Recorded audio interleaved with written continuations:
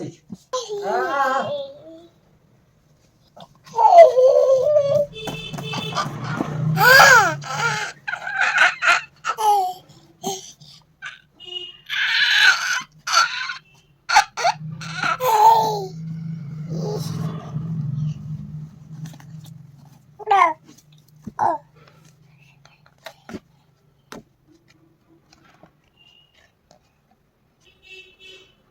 সানভি কি মন দিয়ে বই পড়ছে, তোমরা একটু দেখো।